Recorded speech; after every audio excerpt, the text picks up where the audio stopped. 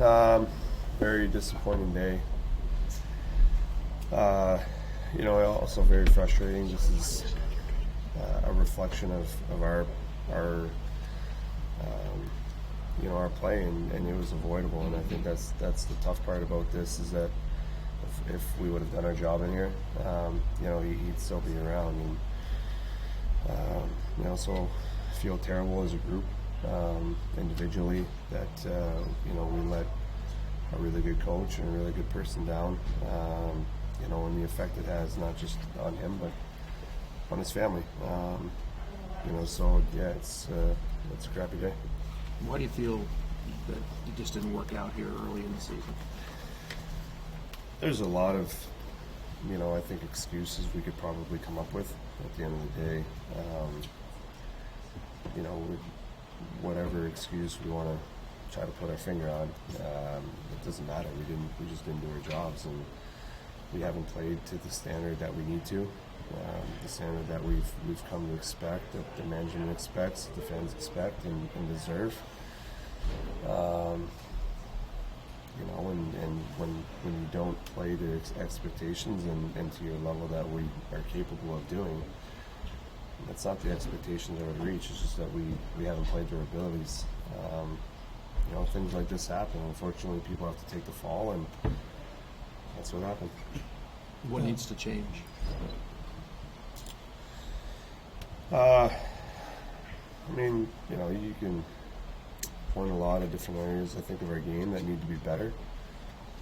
I think the biggest change has to start internally with our group, with our leadership group.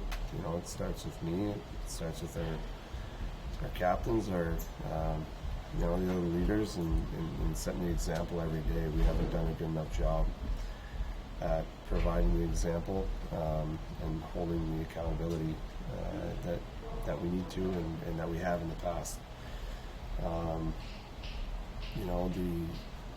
Whether the expectations were we were going to come in and be a great group to start, and it would be easier than it has been, is maybe the case, but when things like that happen, you have to find a way to work through it and be better and find a way to create success and create opportunities.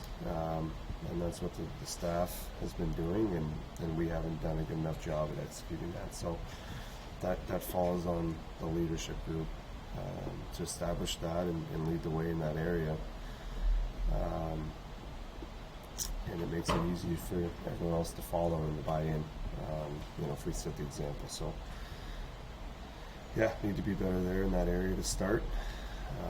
Starts off ice internally, and then it follows on the ice in practice, and it begins there. Our practices haven't been at the level that we need to be at, execution-wise, effort-wise.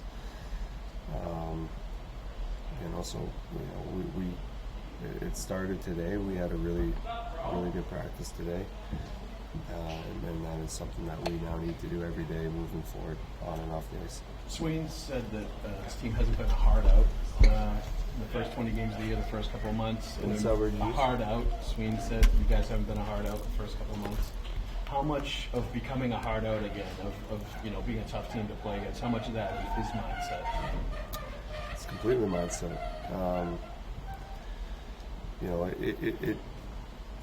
It's very hard to play that way every night and to practice that way every day and to prepare that way.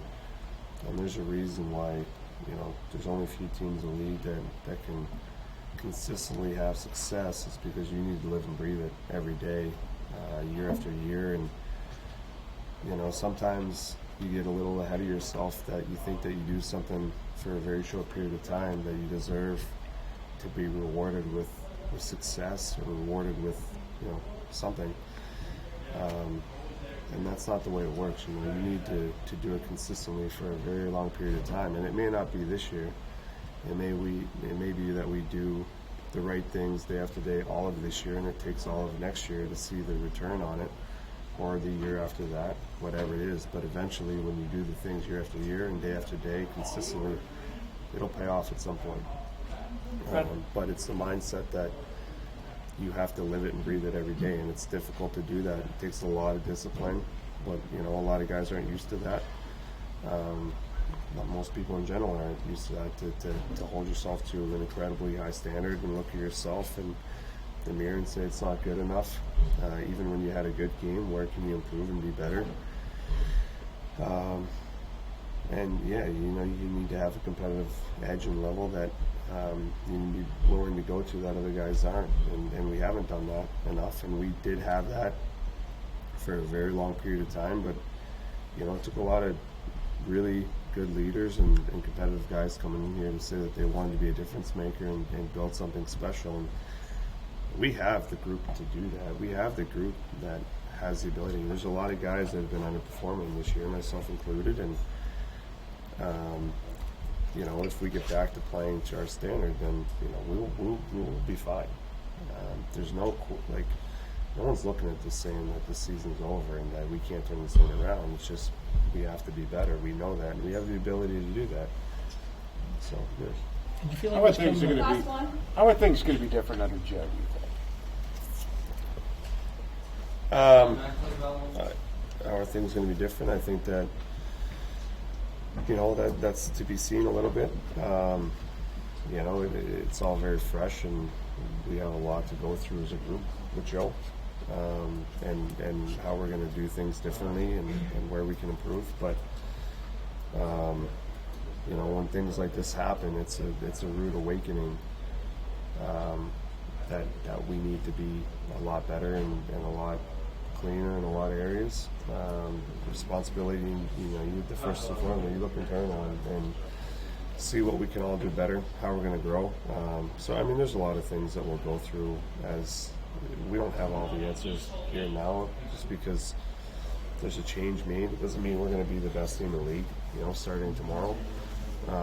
We're still going to have our warts and things we're going to have to work through, but we're going to just continue to find ways to go through it together as a group and find ways to come out the other side.